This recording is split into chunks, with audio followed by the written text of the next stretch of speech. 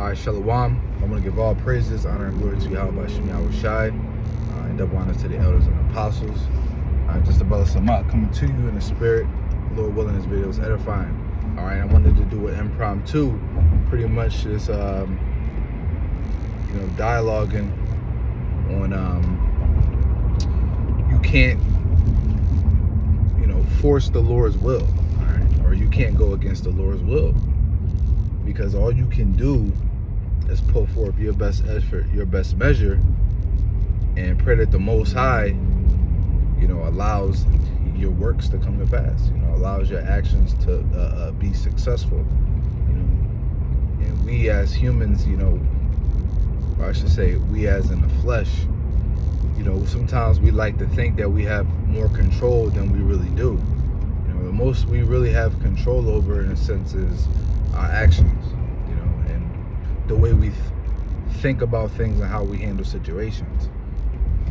Although we can't control the very things that happen to us, like I said, we can control how we deal with the obstacles that come our way. Because in this life, you're going to experience obstacles, right?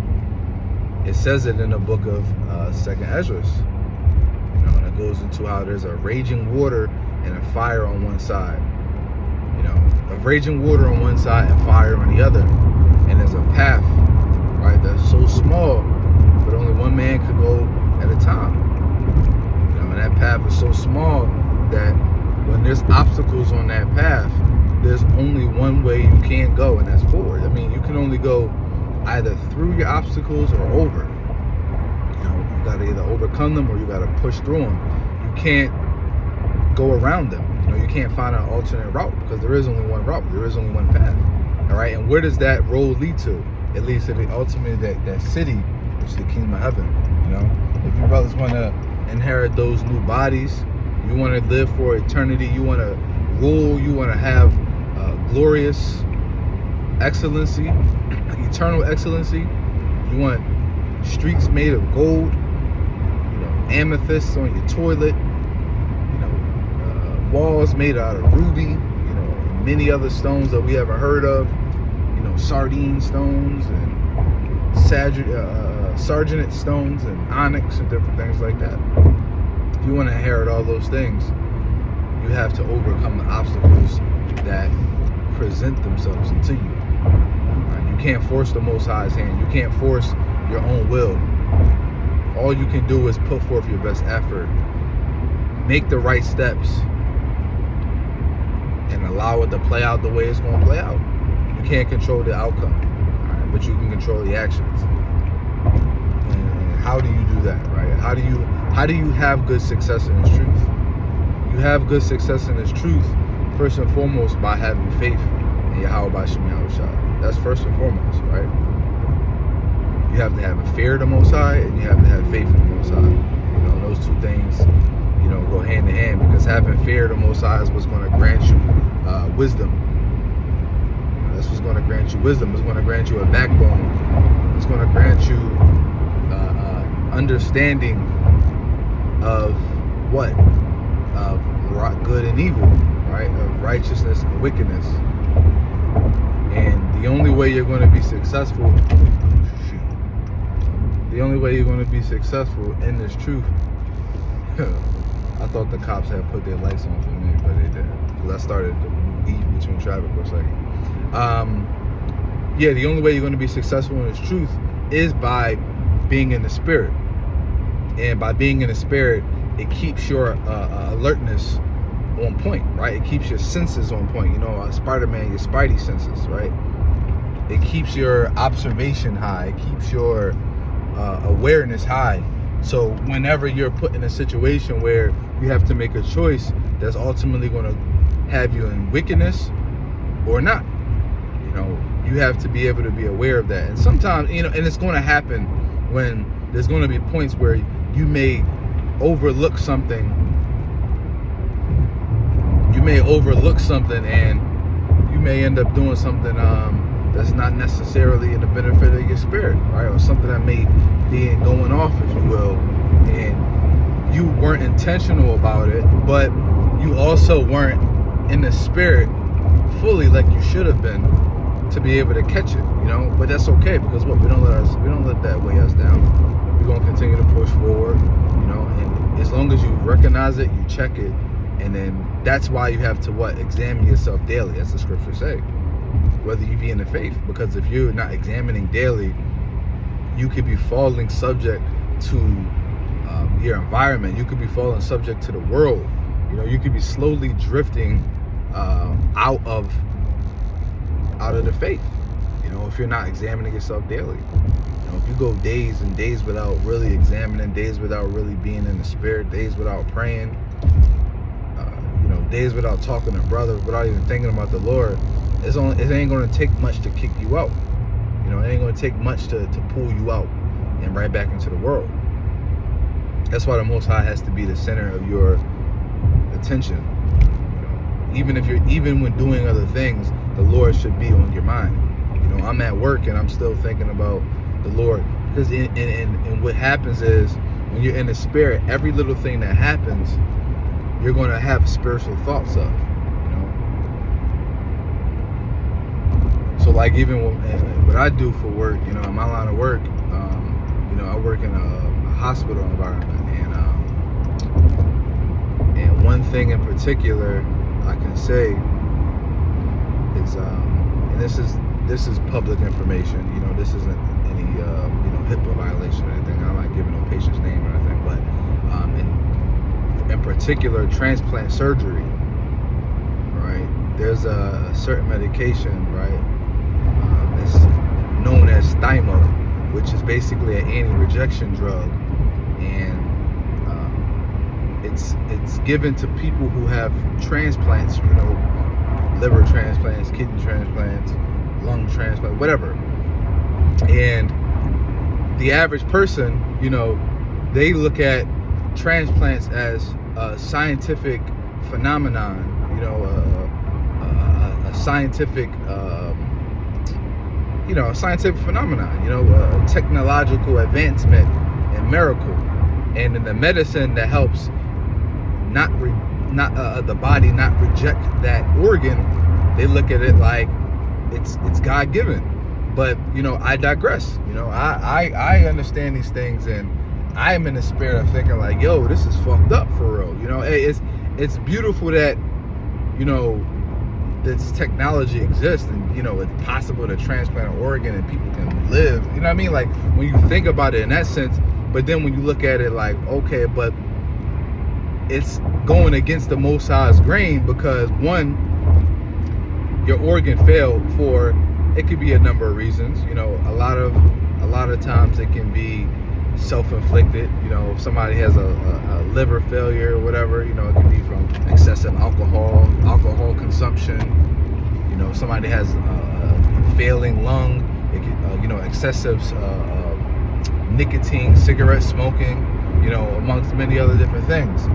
But it could also just be from your body breaking down and, you know, and failing due to chronic illnesses, man.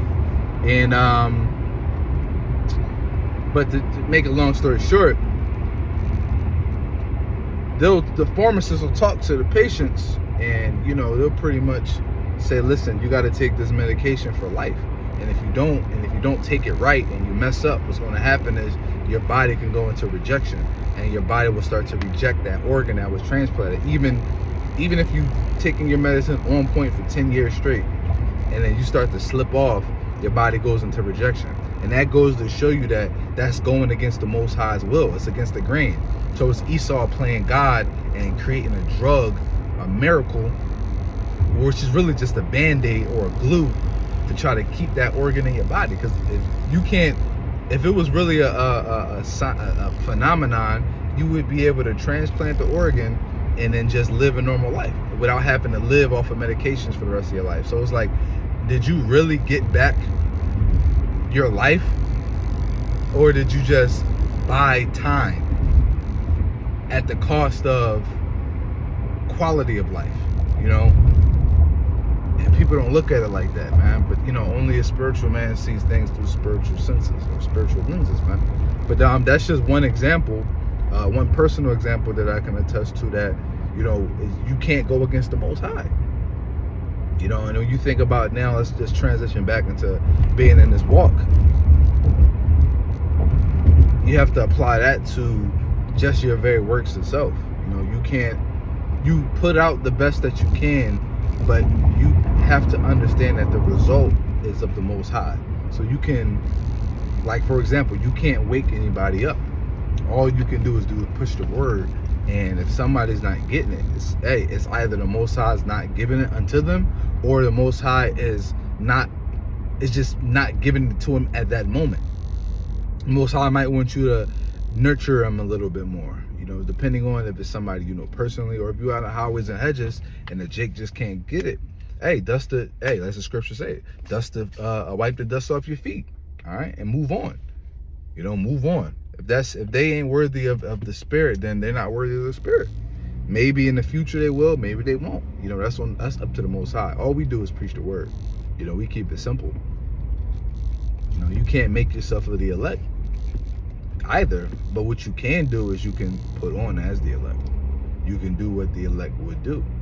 You know, those are the things that you can do to try to, you know, they give you the best fighting chance. You know, and have faith, bro. Like, it's really not as easy. It's not that deep, Jake. You know, just have faith, bro. Don't be in a spirit of contemplation and, you know, am I gonna make it? Am I not? I don't think I'm gonna make it. I don't know. Bro, if you doing that, it's gonna bug you out and it's gonna burn you out, and then you're gonna start to lose faith, and then you're not gonna endure until the end. It's very simple, man. Just do what the elect would do.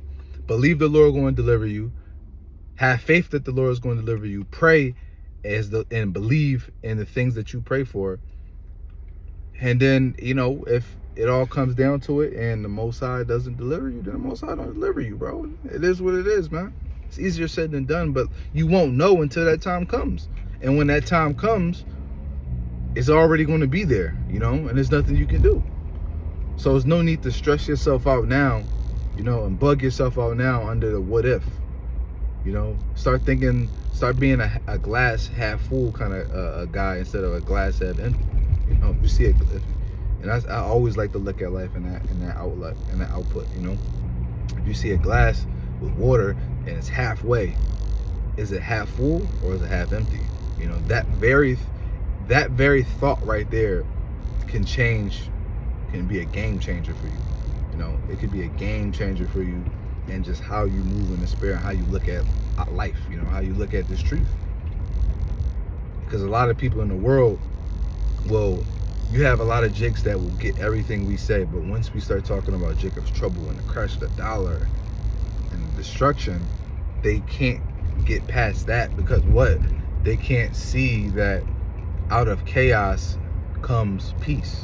Out of chaos and destruction comes new growth. You know, it's like the winter time, all the crops and the plants and the leaves and the flowers all die out in the winter time, and it's cold and it's dark.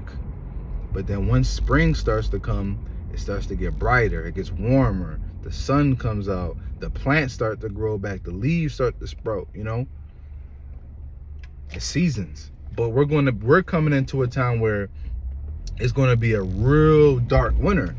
You know, it's going to be a real dark winter, and, you know, meaning it's going to be a really dark time in the world that's never been seen before, and that will never be ever again. And out of that is what's going to come eternal beauty and peace. You know, and you just have to be able to look at that, look beyond Jacob's trouble. You know, because the scriptures say, woe unto you that desire the day of the Lord. To what is the end is it for you? You know, but those that believe in Yahweh Shem Yahushai and believe in his will, you desire the day of the Lord, not for the destruction and anguish that comes with it, but what comes after it, because you want this place to be destroyed because you hate wickedness. You know, so if you're a true believer in the Most High, you would sacrifice yourself for righteousness. Meaning, like, if I have to die in order for the world to know righteousness and Israel to have peace and prosperity, then so be it. You know, you have to be selfless. You have to think like that. You know, so hey, at the end of the day, if the Most High, if you gotta be be taken out, then you gotta be taken out. But you won't know, like I said, until that time comes. So no need to stress, no need to try to force your hand and overcompensate. You know, if the Spirit's on you to do something, to do more, or to put out more, and it's sincere and it's genuine, and as you do it, you delight in it, by all means continue. But if you feel compelled to do more than what you are capable because you see other brothers doing it and it's becoming a burden into you, I highly suggest that you tone it back. Stop looking at another brother. Another brother's work is their work. Your work is your work.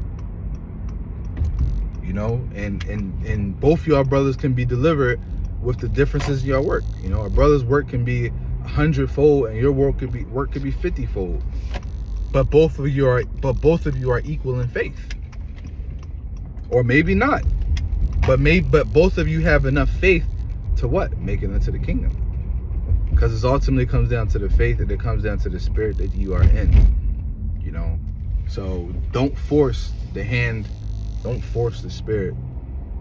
But again, you should always be seeking wisdom. You should always be seeking more of the Holy Spirit. And if it's in your capability to do so without burdening yourself, try to find ways to do more, you know, whatever it is, you know, read more, pray more, do an extra lesson a week, go out and teach one extra day a week, you know. Well, hey, whatever the case is, whatever's in your ability. So Lord willing, this video is edifying. I'm gonna leave it there. Hopefully you brothers and sisters were edified by this exhortation. Till next time, shalom.